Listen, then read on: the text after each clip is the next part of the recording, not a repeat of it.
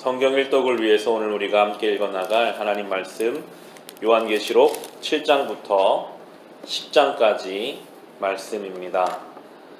어제까지 살펴본 6장에서 보면 요한이 7인을 떼는 환상을 보는 과정 가운데 있습니다. 하나하나 인을 뗄 때마다 일들이 일어나고 있는데 이것은 마지막 때를 보여주며 주님의 심판과 통치의 여정을 보여주는 것입니다.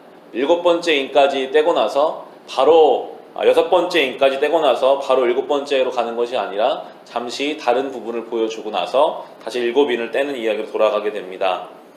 이 7장에 나오는 내용은 구원받은 사람들의 이마에 도장을 찍어주는, 우리 개역성경에는 인을 친다라고 이야기하는데 도장을 찍어주는 내용이 이 7장에 나오게 됩니다. 그러면서 14만 4천이라는 숫자가 7장에 나옵니다. 신천지를 비롯한 많은 이단들이 사용하게 되는 14만 4천이라는 숫자, 문자 그대로 딱 14만 4천 명만이 구원을 받는다라고 그렇게 이야기를 하고 접근을 하기 때문에 이단이 생겨나게 되는데요.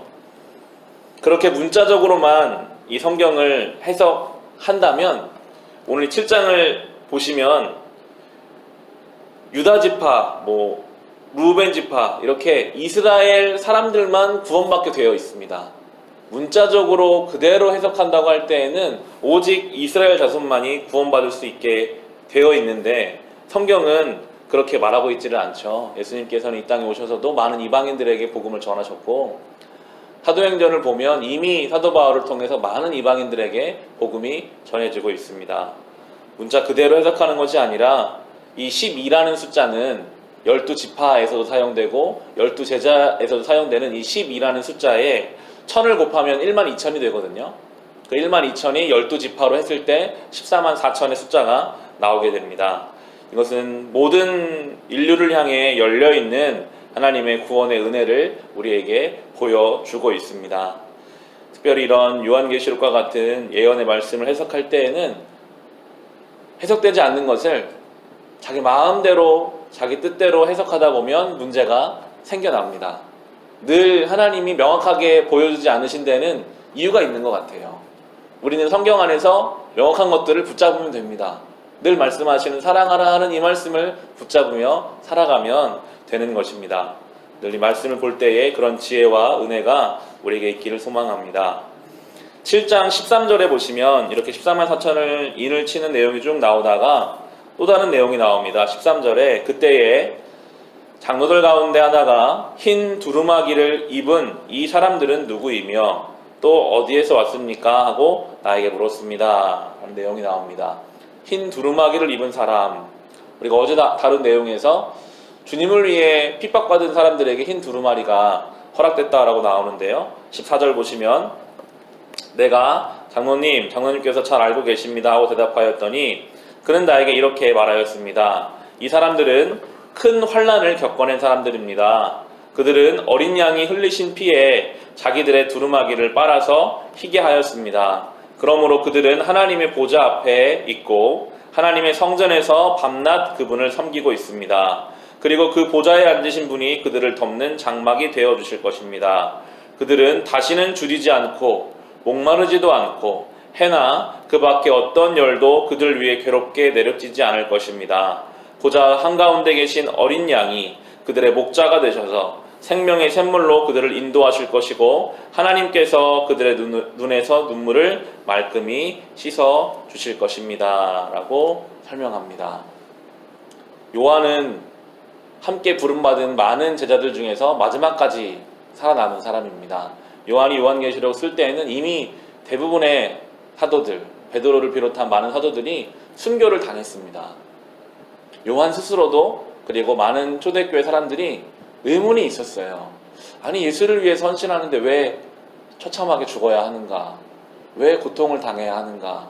그런 의문을 가지고 있는 성도들을 향해서 요한계시록은 반복해서 말해줍니다. 그들의 죽음이 헛되지 않다. 주님이 이미 그들에게 흰 두루마기를 주시고 오늘 나오는 것처럼 그들의 눈물을 다 닦아주실 것이다. 하나님은 다 알고 계신다. 이 땅에서의 삶이 끝이라면요, 이 땅에서 죽으면 끝이라면 예수 믿으면 이 땅에서 잘 돼야죠. 이 땅의 삶이 마지막이라면 예수 믿으면 이 땅에서 부자가 되고 건강하고 사는 것이 복일 것입니다. 그런데 성경은 이 땅에서의 삶이 끝이 아니라 영원한 삶이 남아있기 때문에 혹 이 땅에서 볼 때 예수 믿는데 왜 저렇게 됐을까? 예수 믿는데 왜 저렇게 죽었을까라는 의구심이 생길지라도 주님이 다 알고 계시고 다 갚아주실 것이고 다 그 슬픔을 기쁨으로 바꿔주실 것이라고 계속해서 우리에게 말씀해 주고 계신 것입니다. 이제 8장부터는 다시 7번째 인을 떼는 이야기가 나오게 됩니다.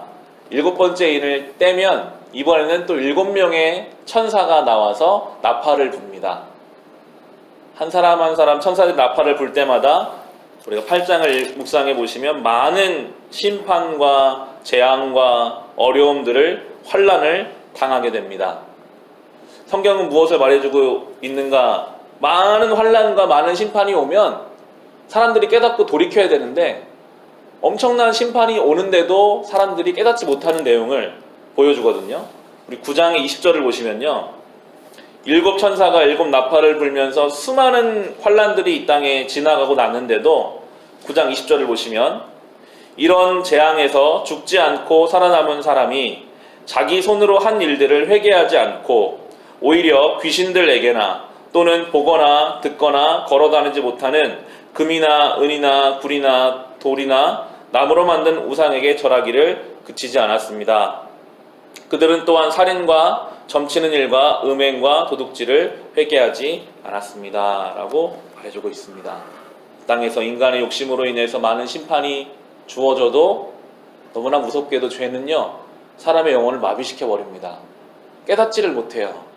이게 지금 하나님의 역사인지 하나님이 나에게 지금 돌아오라고 주시는 사인인지 이것을 모르면 끊임없이 그 죄 가운데 허덕일 수밖에 없는 것이라고 성경은 오늘 우리에게 말씀해 주고 계십니다.